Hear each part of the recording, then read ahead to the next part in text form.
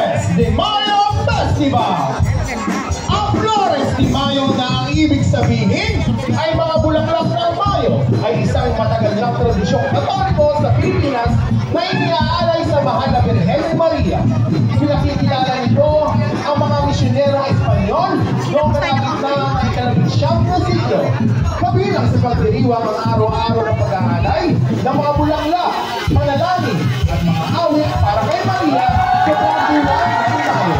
Nagtatapos ng kaprutan, isang ritual na posisyon o pahina ng pangisikat.